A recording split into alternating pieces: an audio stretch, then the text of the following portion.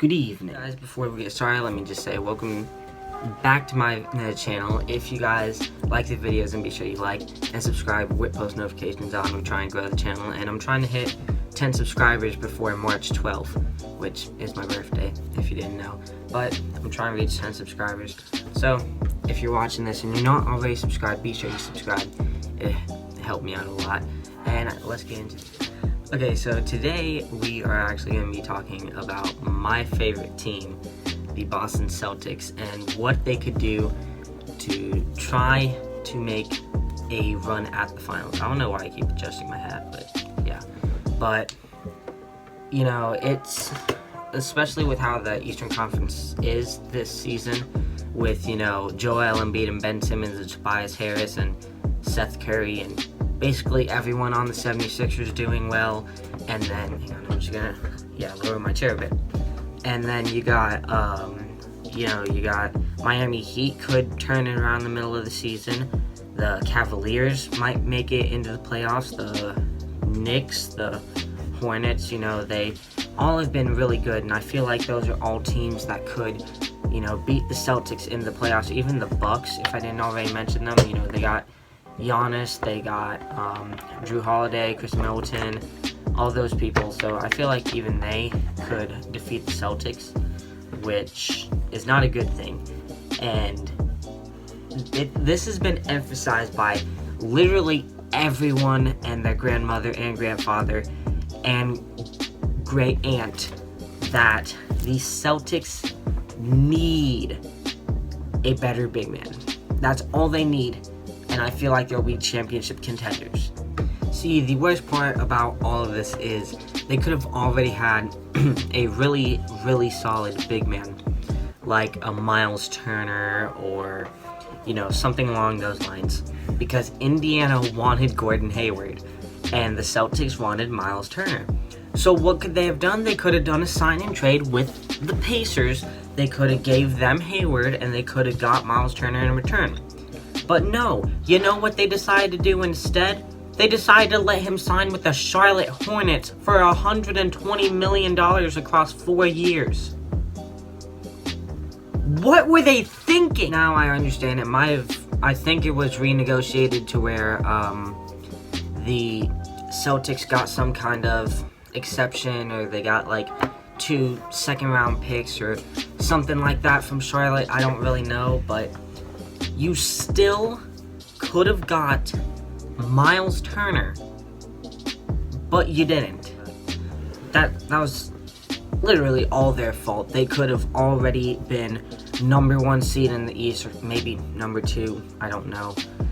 I don't know how it still would have been with Philly and everything, but anyways, still could have been one of the top 2 seeds in the East. You know, you have a dominant center, but now we got to worry about them possibly trading Daniel Tice or Kemba Walker or Marcus Smart.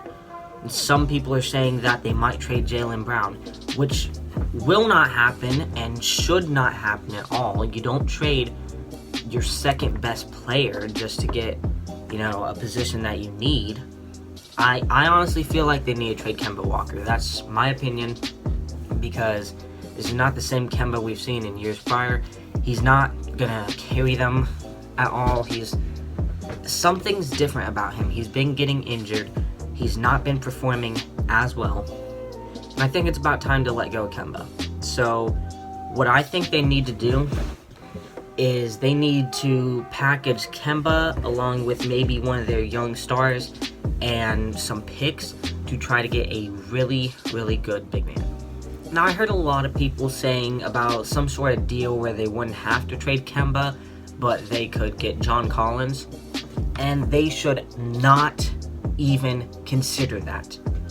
The reason I say that is they need a big center who can defend and rebound down low. Now, sure, John Collins could rebound for you, and he's a lob threat, but they already have a great power forward, a great young power forward, and his name's Jason Tatum. So they need somebody to be down low, grabbing rebounds, blocking shots as a center. And, you know, the Atlanta Hawks have Clint Capella.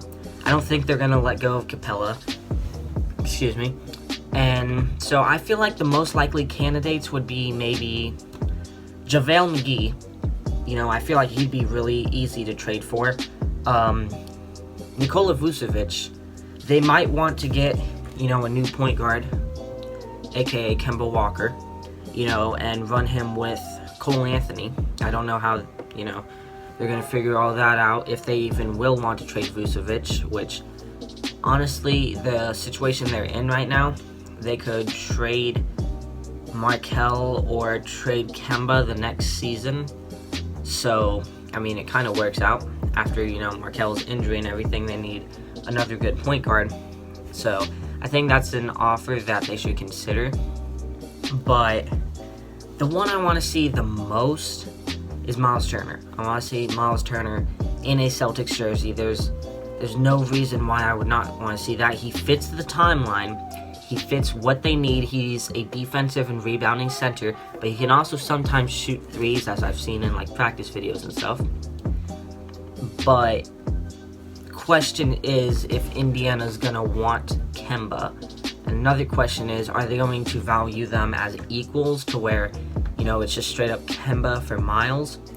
Are the Pacers going to have to throw in more, or are the Celtics going to have to throw in more? Who knows? I honestly feel like the Pacers need to throw in more. Like maybe, you know, just one second-round pick or a first-round pick or something like that.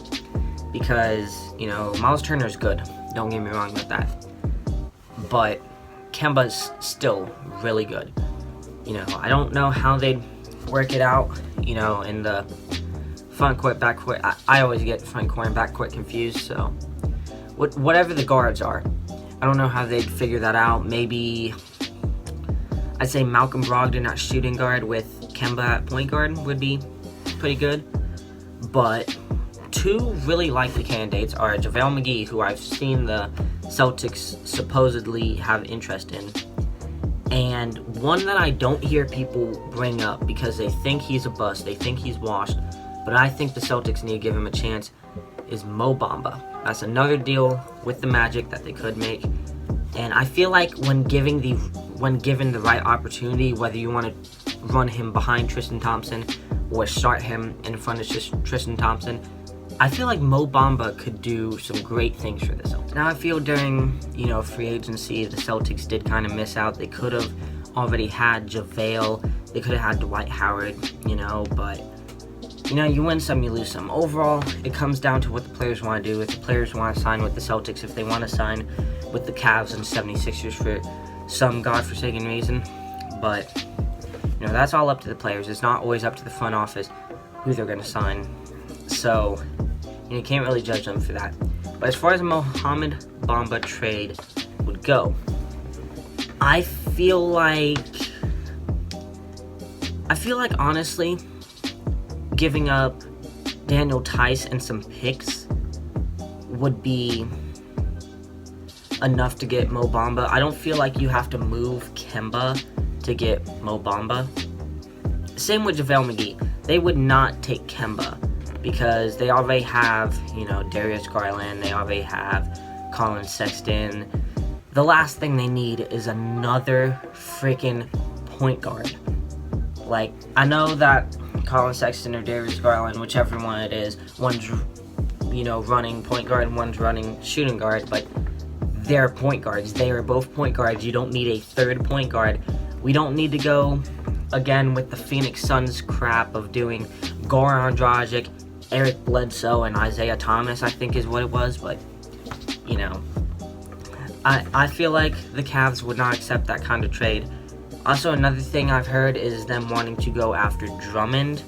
Yeah, like I said, the Cavs are not going to accept Kemba. So the only way you're going to get Drummond, in my opinion, is if his contract gets bought out and you sign him as a free agent.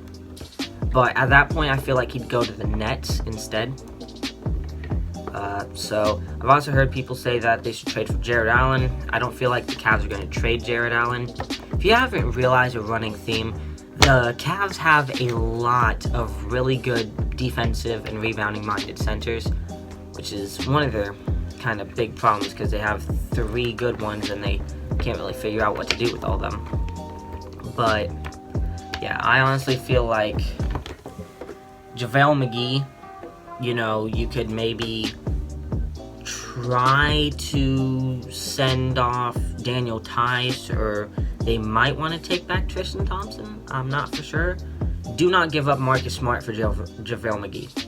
That's just a dumb decision, and like I said, the Cavs are probably not going to take another guard.